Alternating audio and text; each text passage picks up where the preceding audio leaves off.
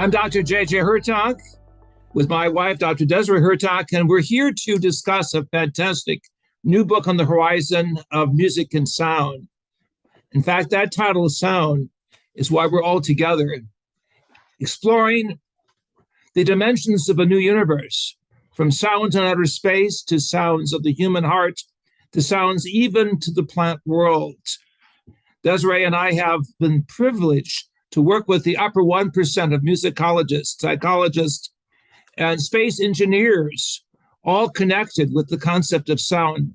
And so we want to invite all of you to participate with us and also hear from the contributors to this marvelous book from all sides and all dimensions. Right. But first, let me just say what the subtitle is. It's Profound Experiences with Chanting, Toning, Music, and Healing Frequencies. And so some of our special guests today have contributed exactly in that way. But let me just say a little bit about our contribution. So we do have a section on plant music, and we've worked with both how music affects plant growth. We believe that putting the right sounds in a field, for example, augments the ATP in a plant and allows it to grow more. Well, we've also worked with our associates in Australia, Sacred Resonance, Darren and Brad, connected with the factor of being able to hook up plants, much like they do in Damanhur, and they've been doing that for like 15 years or 20 years, and you can get the plants to literally sing. That's exciting, actually. Darren and them have rented arboretums and had concerts, literally hooking up 15 plants. And we even have a sample that's online for that, so you can hear just pure plant music, plants singing. We've also worked in what is called arcosonics, the use of sound vibrations. And archaeoacoustics. So here's a picture of our work in the Great Pyramid of Egypt in the 1990s. We were the first to get permission to use ultra-sensitive voices as well as my voice and singing ancient Hebrew Aramaic mantra. Suddenly the Grand Gallery of the Great Pyramid lit up, as you see here, in golden light. A standing calmer way was evoked, which brings us back to the earliest documents of the Greeks, the Hebrews in the Old Testament book of Psalms, Christians in the book of Revelation.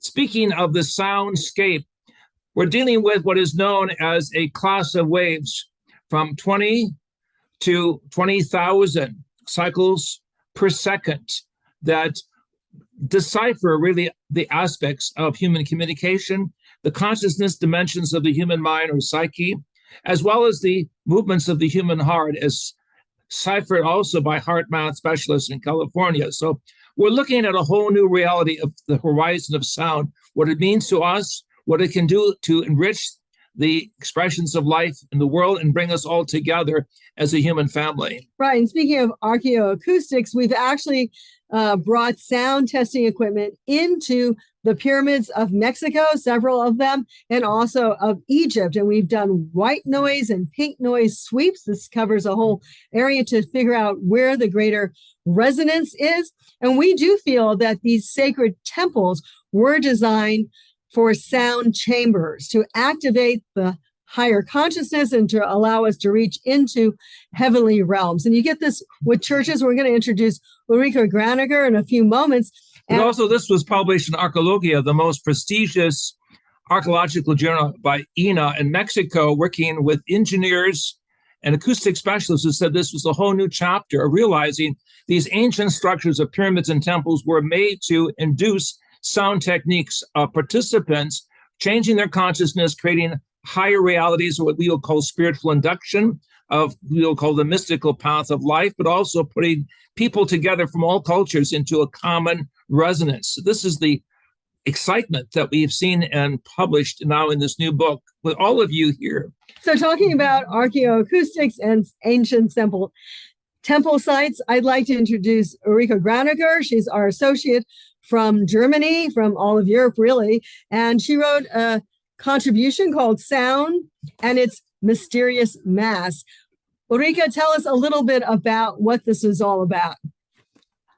Well, thank you, Dr. Hurtak. It's an honor to be on with you and to contribute to this book. And we have been working together for 30 years, literally, in teaching and the Keys of Enoch, your main book, and also doing the science about sound and the mantras that have this greater effect upon consciousness. And so you mentioned the pyramids in Mexico and in Egypt, but in a sense, the human body, when we are in a state of meditation, forms a pyramid. And especially when we then intone certain sounds, you also mentioned divine names in Hebrew or in other sacred languages, then something happens in the body. And I experienced this. I was with you in Chartres in France. This is one of the main cathedrals of Europe. And if viewers and listeners and readers have not been there, my contribution is an invitation to go. This place is a musical instrument by itself, like the pyramid. And if you go there, especially if you have a chance in the summer months to hear the organ playing, it begins the whole and the architecture, together with the light and the colors from the famous windows of Chartres, they begin to work on you. And we have had a whole week in Chartres, and we went through the church and through the crypt, and we sang divine names, and we intoned these vibrations in prayer, in meditation. And I can't tell you, at the end of this experience, I came home and I literally experienced my body singing. It was my whole body was in a higher vibration, and I heard it. And so it put me on a journey of researching sound. And it's very, very interesting also to look at the science of sound. And very recently, only a few years ago, scientists discovered that sound has mass, but it is negative mass. It means it goes upward. It doesn't fall down to earth in gravity. It is anti-gravitational. And if we look at all the pyramids and the cathedrals, that means it's almost like they were built by sound, not only for sound, but by sound. So that's how I would say it to you. Well, it reminds us, actually, Dr. Hurtak was part of something called The Mystery of the Sphinx film, which won an Emmy Award. An Emmy Award. And actually, the whole idea is that perhaps the blocks themselves were levitated by sound frequencies. And one of the things that I like to say when we talk about sound, even though when we're in temples, we're listening to ourselves singing or others' musical instruments, but ultimately, sound is any type of vibrational frequency. Even the planet puts out sound. So I think it's very important to realize that our sound range, we do mention it in the book, is just a small section. We all know dogs can hear much more than we can. And so the whole, everything is vibration. Everything is frequency. Everything is sound. But more importantly, as we were saying, when you actually are able to be in these temples, and they are designed, we believe, for sacred acoustics, that you can literally energize your body, not only heal your body, because that was part of it when you resonate, especially when you do the singing or the chanting, you resonate within your body, but also with the right acoustics, you connect, you almost open a portal to ascension. I'm going to introduce Beth Green, and she wrote, "If God Were a Piano." Well, I think you believe he is a piano or part of a piano concert. Go ahead, tell us a little bit about your interest and your writing. My husband, who's sitting here supporting me and who is thrilled to be associated with the Hurtaks. He said, "Oh my God," he was so excited about this connection. So I just want you to know that. He was declining in his cognition very dramatically, and we were afraid we weren't going to be able to live independently. And here I am, physically disabled. I'm pretty much crippled and can't do anything. I can't take care of myself. And so God said to me, "Okay, Beth, see if you can help him." So I just sat down, put on the way to record music, and I started to play this music. I had been improvising anyway, but this was different. I mean, I felt a different vibration. It wasn't supposed to be pretty. It was like boing, boing, boing, boing, boing. It was like really stimulating. And when I was done, he ran upstairs and he tested himself on this test that he had been taking. And he had been going down, down, down for almost a year. He just couldn't even maintain anymore. He was going downhill. And we had been doing everything for his cognition that we possibly could. And he went up and he took the test and he went up for the first time in 9 months. And I'm serious. I mean, I don't lie. I don't exaggerate. And then I did it again, I think the next day, and he went up another 2 points. And then he went up an astounding 73 percentile in all these tests, listening to this music. And I knew it wasn't me. So there's two miracles involved. One miracle is that I'm even playing the piano, right? Because my body is like, oh my God, how do I do this? It's so decrepit. And the other is that it really impacted his brain. But what's really important is that it has impacted other people as well. Because, you say, oh, well, it impacts them in different ways. And so I became very, very excited about sharing the music. And we have a network, a healing arts network, and the music is free. We put it up. I've got over 9 hours of music already up, for people in different stages. It moves people, and that's what we've got. So you have gone from natural resonance to sacred resonance. That's important. You demonstrate with your testimony the importance of music and the ability to reawaken the physical body, to reawaken the body cell by cell, molecule by molecule if necessary, but also you have shown what others who work with us have shown in hospitals and caregiving. The memory of music can open up the vital resources of the past into the present and prepare all of us for a fantastic future if we are balanced with the proper music of happiness, joy, and divine purpose. And of course, the brain itself has all the different frequencies, and you're probably tapping into and enhancing some of the, maybe even the gamma frequency, which, people used to think the yogis, people from Tibet would go into more the alpha state when they were tested. And that's more of a dream and a meditation state. But no, the actual really sharp mental Tibetan yogis actually go into the gamma state. And I think you're actually activating, I would just hypothesize, the gamma state to get the brain to be functioning and more focused. So it really does, there's a science behind it, but there's also an energetics behind it that you seem to represent. So thank you so much, Beth. That was exciting. And I'm sure your chapter is as well. We're going to go then to DONNA KUEBLER.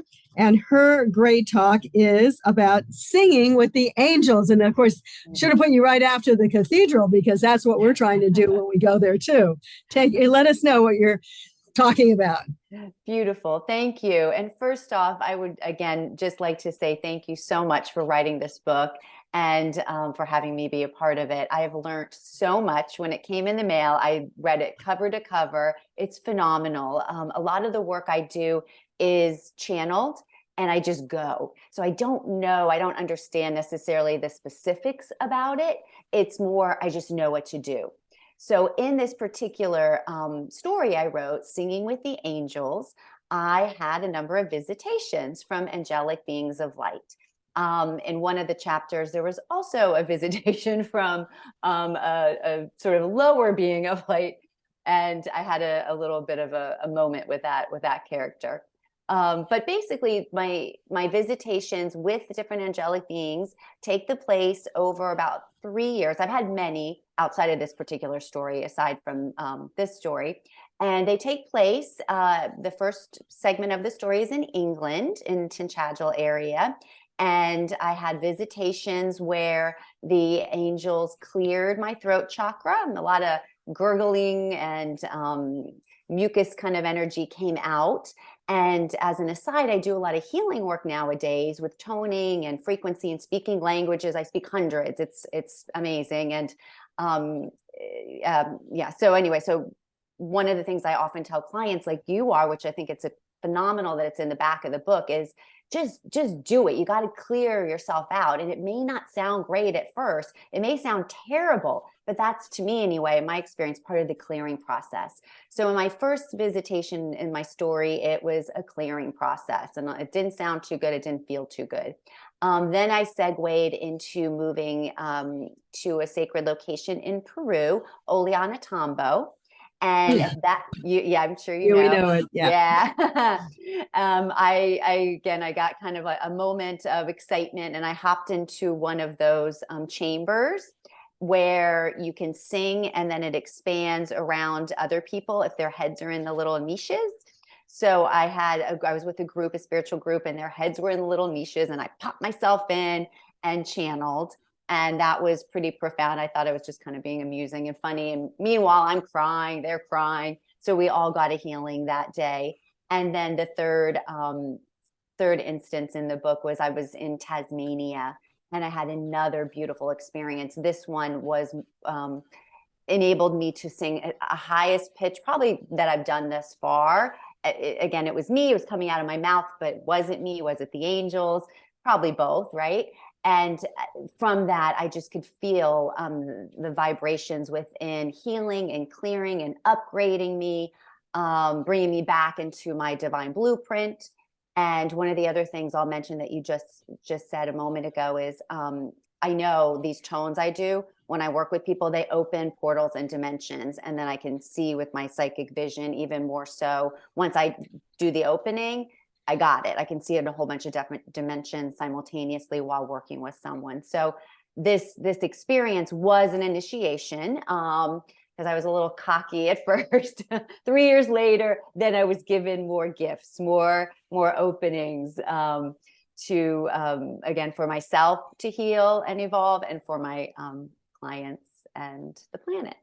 Well, you look like an angel too, I have to say. So I can see why you bring through that energy. And also your wide range of musical experience is very important, because music brings us all together, regardless of culture, generation, whatever our professional status. We are in a time which is very critical, I am told, because of my associates with geologists, environmental scientists. Mother Earth is crying. The indigenous elders that we work with tell us this. And Mother Earth wants us to sing and to have the vibrations of the birds, the dolphins, the life forms around us, and we can orchestrate magnificent changes. We've done this, and this has been professionally recorded, by bringing a team of people together, doing consistent harmonics, opens the hearts quickly, dramatically, and musically, as Uli has said earlier a few minutes ago, continues on to the next phase of life, and participation takes place on many creative levels. But I have to say, when we talk about angels singing, and of course they do, but it's interesting that we often also share that the angels are not just singing for beautiful music, they're actually singing for creation and for manifestations and for connections. So, it's not just a nice harmony in the heavens and everyone's, getting together and singing. It's actually creates power and we'll say frequency, vibrations, mathematics, and everything that goes on to, we'll say, enlighten all the world and all the universe. So the beginning was the voice, and then the sound, and then the word, the logos, which the Greek philosophers and the Kabbalists, the mystics understood was the word that creates and recreates. And that's our great responsibility and our chore if we see the higher horizon of sound. And then also us. We're at the bottom end of matter energy, but we can connect with those higher. So thank you. Anyway, let's go to Allison. So this is exciting. Allison, the gift of Rachel. Who's Rachel? So this segues very nicely from what we just talked about sound being the source of all things, really. And I'm just learning. I feel like I'm a baby in all of this, just so you know. But I had a profound experience before my goddaughter was born, my niece. I'd lived in England for about 7.5 years, and my sister was in the United States. And so I had kind of disconnected from my family, not for any other reason, but just proximity. And she was pregnant with her second child, and I was away from the family, and I wasn't going to be there for the birth or anything like that. So I was just living my own life, and I was staying with a friend. And at about 3 o'clock in the morning, and about this time would be when my sister was gearing up to give birth, right? But I was still not knowing the timeline at all from where I was. And I was staying with a friend, and I was sleeping on her couch, and these were in my college years, so that's why I was on the couch. And I had this moment while I was dreaming, but it wasn't a dream. And I was very lucid, and I could understand that it wasn't a dream. And I understood that I had was a fly on the wall, and I was seeing something which most people would never see. And what I was looking at was very womb-like. The structure was like a dome, and it had these alcoves that were made of mud all around. And there was a pool in the middle of this dome. And off on the edge was what looked to be like a woman, maybe about 30 years old. And she had her finger, her middle finger, gracing the top of the pond, this pool of water that she was sitting next to. And as I was tuning in a little more to what she looked like, she was actually a corpse. She was made of earth. Her bones were earthen and had little shoots of sprouts of plants coming out. She had no eyes, no flesh, but she had hair and she was animate. But the most amazing thing about this was there was this sound, and she was communing with this sound. And I was very clear, and I get very emotional at this point. I mean, I was very clear that there was no separation between her and the source of all things. Wow. She was communing with the eternal, with God, with the divine source. And the sound was resonant in a way like I've never heard on the earth. And she was so blissful. I mean, she was so blessed and divine and in tune. But it was the sound that was like the umbilical cord for her to the divine. And I was witnessing this, and I was listening to her intone this sound, right? I don't even know if that's the right word, but she was connected and together with it. And then all of a sudden, these big tropical leaves came in front of my face, and the tropical leaves were pushed away by her hand. And there she was with all her flesh and radiance and beautiful hair and everything like that. And her eyes looked right into mine, right down into my soul. And she was born in the United States at that time. So the sacredness of music allows us to go into different dimensions of life. Yes. And to feel the realism. We were just with the Hopi Reservation a few days ago, and I was thinking of the Kachina dolls that are made out of earth substances, but realize that these dolls represent portals of music and ascension, connecting us with the other worlds. And of course, we know through our work with former NASA scientists and astronauts that several of them, when they were in outer space, heard sounds very much like ancient Sanskrit sounds. And this, of course, has never been disclosed.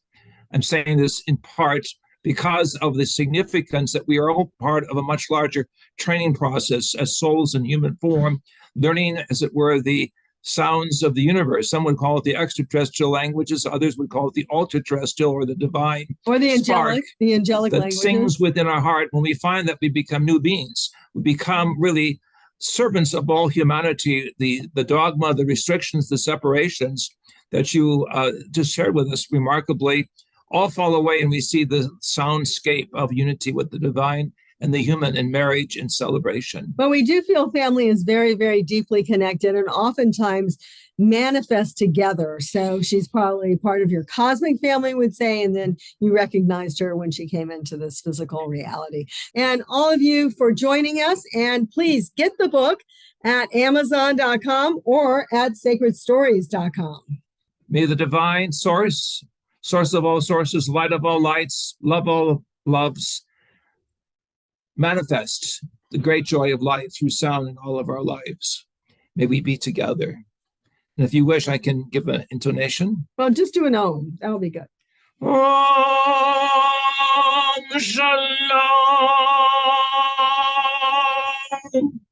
From east to west, from north to south, may the dove of light and purpose above our heads, may the joy of music within our hearts, may the outpouring of joy and creativity bring the planet Mother Earth together, that we may all be in this great graduation, some call the portal of ascension, to connect with the cosmic family above, also using, as we know from historic sources, the light of a living vibration to make us aware that we are eternal beings in human form. May we be blessed. May we be pillars of light, and may we be musical harps, as King David tells us in Psalm 150, proclaiming the alleluias of life and eternity. Amen, amen, amen, and amen. Dr. JJ and Dr. Desiree, blessing all of you watching us and engaging in the music of life.